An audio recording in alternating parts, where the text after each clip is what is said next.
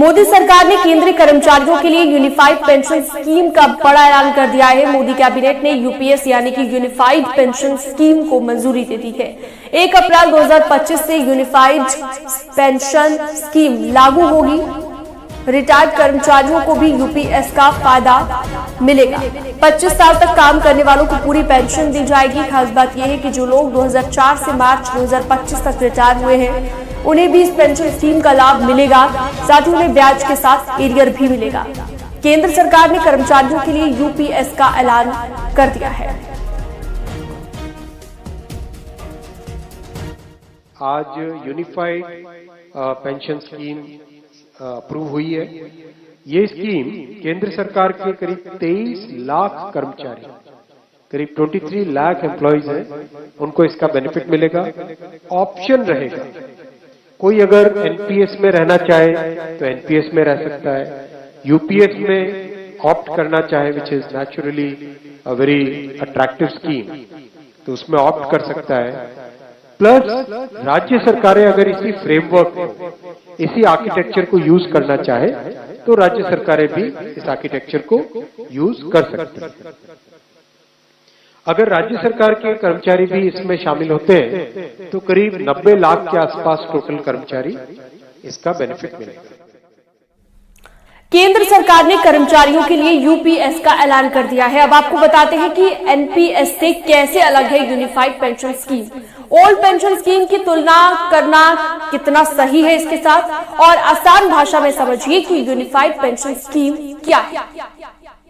हाँ, पहले ओपीएस, फिर एनपीएस और अब ये यूपीएस यानी यूनिफाइड पेंशन स्कीम। अब आप सोच रहे होंगे कि आखिर ये यूनिफाइड पेंशन स्कीम जिसको सरकार ने मंजूरी दी है वो एनपीएस से कैसे अलग है, और क्या सरकार ओल्ड पेंशन स्कीम की तरफ जा रही है। तो इसकी सफाई मैं आपको दे दूं कि सरकार ने जिस यूनिफाइड पेंशन स्कीम को मंजूरी दी है उसकी सबसे बड़ी खासियत यह है कि इसके तहत 50% आपकी बेसिक सैलरी का पेंशन मिलेगा। इस बात की गारंटी सरकार आपको दे रही है।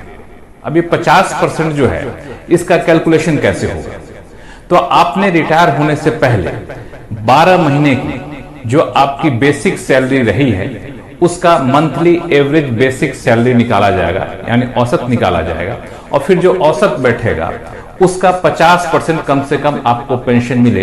इस बात की गारंटी यूनिफाइड पेंशन स्कीम के तहत कर दी गई है। लेकिन इसमें एक शर्त है, कम से कम आपकी नौकरी की अवधि 25 साल होनी चाहिए। अब आप पूछें कि 25 साल से कम है तो क्या होगा, तो अगर 25 साल से कम है उसी अनुपात में आपका पेंशन कम हो जाएगा। लेकिन सरकार ने इस बात का खास ख्याल रखा है कि 10 साल तक किसी ने नौकरी कर ली है तो कम से कम 10,000 रुपए मंथली पेंशन मिलता रहे, यह सुनिश्चित कर दिया गया है यूनिफाइड पेंशन स्कीम के तहत। इसमें एक खास बात यह है कि अगर आप ये सोच रहे हो कि सरकार क्या ओल्ड पेंशन स्कीम को अपना रही है, तो ऐसा नहीं है। ओल्ड पेंशन स्कीम से इस यूनिफाइड पेंशन स्कीम की तुलना ना करें, क्योंकि ओल्ड पेंशन स्कीम के तहत पूरा कंट्रीब्यूशन सरकार दे रही थी। एनपीएस के तहत सरकार और एम्प्लॉय दोनों कंट्रीब्यूशन दे रहा था। अभी यूनिफाइड पेंशन स्कीम के तहत क्या है, सरकार ने अपना कंट्रीब्यूशन बढ़ा दिया है, लेकिन एम्प्लॉय का कंट्रीब्यूशन नहीं बढ़ा है। एम्प्लॉय का कंट्रीब्यूशन जो 10% होता था, हम आप जो कंट्रीब्यूट 10% सरकारी नौकरी वाले कर रहे थे वो 10% ही कंट्रीब्यूट करेंगे, लेकिन सरकार जो है अब 18.5% का कंट्रीब्यूशन देगी। तो ये यूनिफाइड पेंशन स्कीम की खासियत है। और दूसरी बात यह है कि यूनिफाइड पेंशन स्कीम में जो 18.5% का कंट्रीब्यूशन सरकार दे रही है, इसकी समीक्षा हर 3 साल पर की जाएगी। और समीक्षा करके ये देखा जाएगा कि क्या ये 18.5% जो है इसको बढ़ाने की जरूरत है, क्या घटाने पर तो सरकार विचार नहीं करेगी। लेकिन इस समीक्षा के दौरान किसी भी सूरत में एम्प्लॉय का कंट्रीब्यूशन यानी कर्मचारी के कंट्रीब्यूशन बढ़ाने में विचार नहीं किया जाएगा, या फिर कहें उसमें कोई छेड़छाड़ नहीं किया जाएगा। अब ये जो यूनिफाइड पेंशन स्कीम यानी यूपीएस है, ये अगले कारोबारी साल से लागू हो रही है, यानी 1 अप्रैल 2025 से। अब आप पूछेंगे कि जिन लोगों ने एनपीएस को चुन लिया है, नौकरी कर रहे हैं, उनका क्या? उनके लिए सरकार ने राहत दी है। आप बिल्कुल ठगा हुआ महसूस ना करें। अगर आप नौकरी कर रहे हैं, एनपीएस को चुन लिए हैं, तो आप चाहें तो United pension scheme, unified pension scheme यानी पीएस को आप यहाँ पे अपना सकते हैं। अब यूपीएस को अपनाने की कोई समय सीमा नहीं है। सरकार का मानना है कि 90% से ज्यादा लोगों के लिए यूपीएस फायदेमंद है, तो आप भी अपना तुलना कर लीजिए और चाहे तो जब चाहे आप यूपीएस में आ सकते हैं।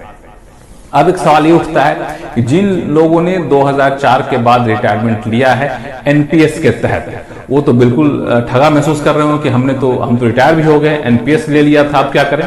तो वहां भी सरकार ने एक बड़ी राहत दी और ये कहा है कि 2004 के बाद एनपीएस के तहत जो लोग रिटायर किए हैं वो अगर चाहते हैं तो यूनिफाइड पेंशन स्कीम के तहत आ सकते हैं। ऐसी सूरत में उनको एरियर का भुगतान किया जाएगा।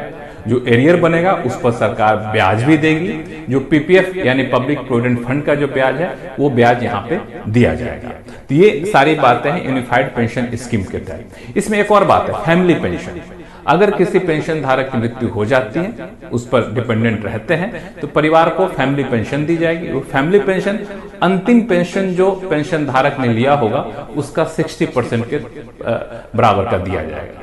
एक और है कि जो लोग सुपर एनुएट हो जाते हैं, तो सुपर एनुएट हो जाते हैं या फिर वैसी सूरत में सरकार क्या कर रही है कि आपको जो है सो ग्रेच्युटी पे कोई फर्क नहीं पड़ेगा, लमसम आपको अमाउंट दिया जाएगा। वो लमसम अमाउंट जो है सो वो आपके सैलरी का, एक महीने की सैलरी का 10वां हिस्सा होगा और इसमें भी आपको किसी भी तरह का पेंशन पे एश्योर्ड रिटर्न पे कोई असर नहीं पड़ेगा अगर आप वीआरएस ले रहे हैं तो यहाँ ही बता दूं, वीआरएस ले रहे हैं तो अगर 60 साल की उम्र से पहले वीआरएस ले लिए तो पेंशन आपको 60 साल की उम्र में ही चालू होगा, लेकिन बाकी की सुविधाएं आपको यहाँ पे मिलती रहेंगी।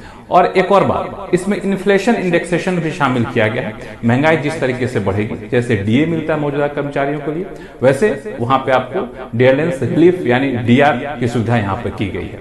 इस पूरी व्यवस्था के तहत जो है सो सरकार का मानना है कि एरियर के तौर पर करीब 800 करोड़ रुपए जाएगा और पहले साल में करीब 6,250 करोड़ रुपए जाएगा लागू होने के पहले साल में, और हर साल ये रकम बदलती रहेगी। लेकिन बिल्कुल अभी यूनिफाइड पेंशन स्कीम, अगर आपने एनपीएस चुन लिया है तब भी आप ले सकते हैं, एनपीएस के तहत रिटायर किए तब भी आप ले सकते हैं, और 1 अप्रैल 2025 से ये यूनिफाइड पेंशन स्कीम सरकार लागू करने जा रही है। लेकिन इसको कतई भी ओल्ड पेंशन स्कीम से तुलना करने की कोशिश ना करें, क्योंकि दोनों शर्तें अलग अलग हैं। एनपीएस से जरूर आप इसकी तुलना कर सकते हैं।